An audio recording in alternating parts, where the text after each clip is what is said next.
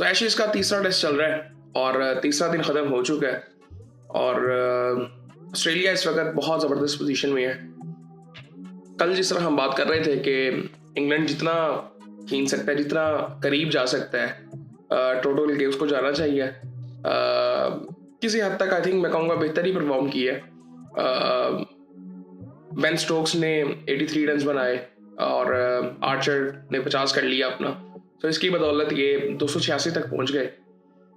फिर भी जाहिर बात है तकरीबन करीब 100 के करीब लीड थी उस वक्त भी। बॉलिंग की अगर बात करें तो मिचेल स्टार्क ने एक आउट किया, उसी ने आउट किया बेन स्टोक्स को और नया बॉल उस वक्त ले लिया था।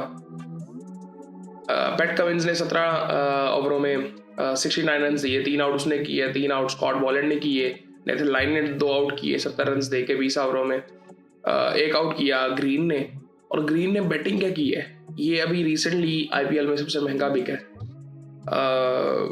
मैं ये नहीं कहूँगा ओवर रेटेड है, बिल्कुल अच्छा प्लेयर है, बट आई थिंक और मैं एक जगह देख रहा था, मैं आपको बताऊं किसी न्यूज़ चैनल पे कि ऑक्शन मॉडल पे वो बात कर रहे थे कि जी ये क्यों नहीं करते, बाकी लीग्स क्यों नहीं करती।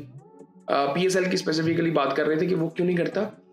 अच्छा, मैं आपको एक बात बताऊं कि जो आईपीएल में जो टीम ओनर्स है वो भी इसके कोई हक में नहीं है, इस मॉडल के ऑक्शन के मॉडल में कोई हक में नहीं है। सो उसके बारे में खैर कभी बात करेंगे क्यों नहीं है, क्यों सूट नहीं करता ये। और जाहिर बात है अब यहाँ पे भी आप देखेंगे तो आप कहेंगे कि क्या कैमरन ग्रीन आईपीएल का सबसे बेस्ट प्लेयर होगा?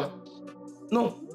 पिछले साल की आप अगर बात करें तो आई थिंक वो था, क्या नाम है उसका, पंट। पिछले साल या पिछले साल वो भी एक अच्छी अमाउंट में बिका था, क्या वो था? नहीं हुआ था। तो खैर इस पे कभी डिटेल में बात करेंगे इन मॉडल्स पे जो कि यूज़ होते हैं डिफरेंट लीग्स में प्लेयर्स को लेने के लिए। सो खैर कभी बात करेंगे इस पे।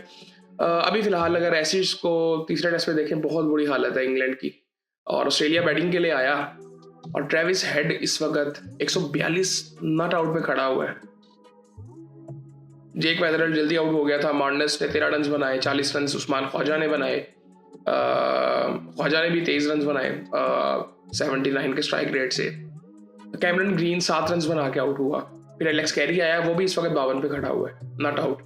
अब इसके बाद इंग्लिश पड़ा हुआ है अभी, पैट कमिंस है, फिर मिचेल स्टार्क है, ये सारे बैटिंग करते हैं। नेथन लाइन भी बैटिंग कर लेता मेरे ख्याल से।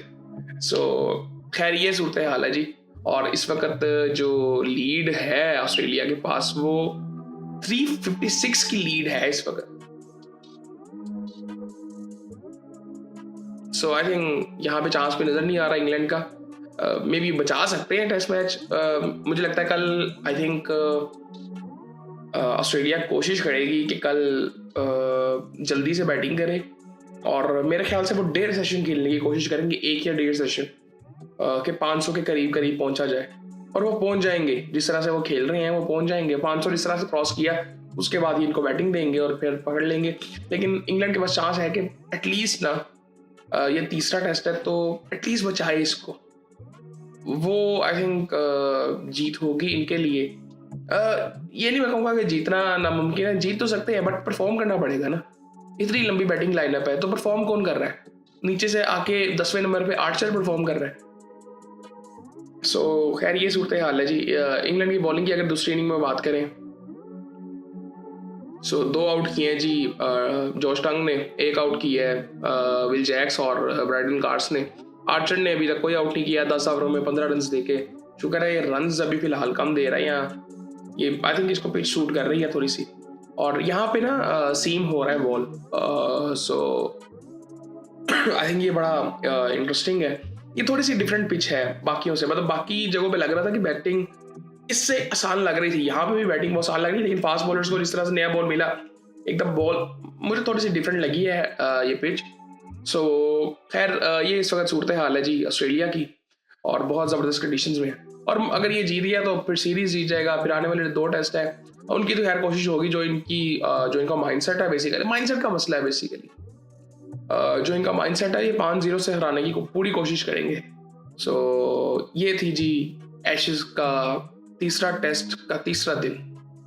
बाकी फिर आपसे कल बात होती है।